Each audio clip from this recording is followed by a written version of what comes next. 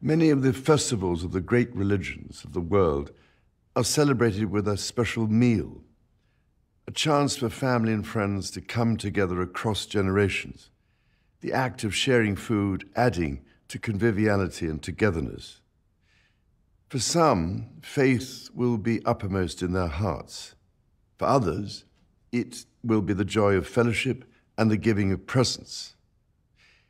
It is also a time when we remember those who are no longer with us and think also of those whose work of caring for others continues, even on this special day. This care and compassion we show to others is one of the themes of the Christmas story, especially when Mary and Joseph were offered shelter in their hour of need by strangers as they waited for Jesus to be born.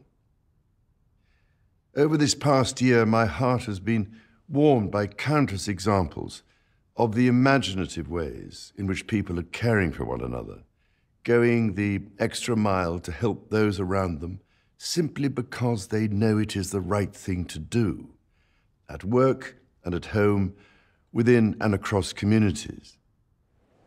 My wife and I were delighted when hundreds of representatives of that selfless army of people, volunteers who serve their communities in so many ways and with such distinction, were able to join us in Westminster Abbey for the coronation earlier this year. They are an essential backbone of our society. Their presence meant so much to us both and emphasized the meaning of coronation itself. Above all, a call to all of us to serve one another, to love and care for all. Service also lies at the heart of the Christmas story, the birth of Jesus who came to serve the whole world, showing us by his own example how to love our neighbor as ourselves.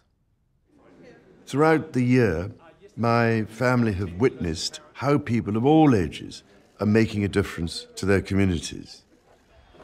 This is all the more important at a time of real hardship for many when we need to build on existing ways to support others less fortunate than ourselves.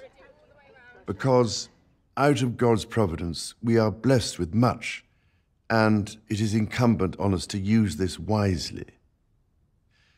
However, service to others is but one way of honoring the whole of creation, which, after all, is a manifestation of the divine.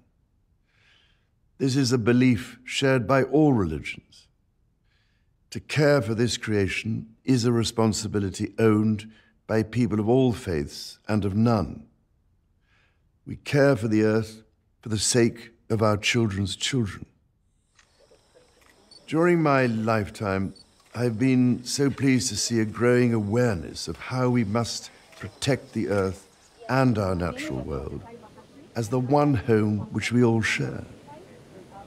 I find great inspiration now from the way so many people recognize this, as does the Christmas story, which tells us that angels brought the message of hope first to shepherds. These were people who lived simply amongst others of God's creatures. Those close to nature were privileged that night. And at a time of increasingly tragic conflict around the world, I pray that we can also do all in our power to protect each other.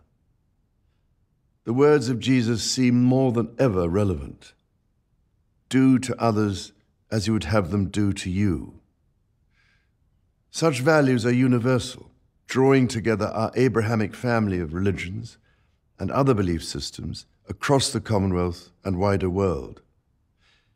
They remind us to imagine ourselves in the shoes of our neighbors and to seek their good as we would our own.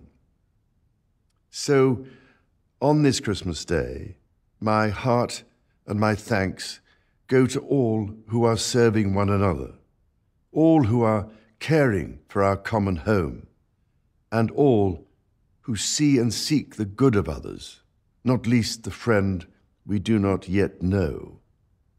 In this way, we bring out the best in ourselves. I wish you a Christmas of peace on earth and goodwill to all, today and always.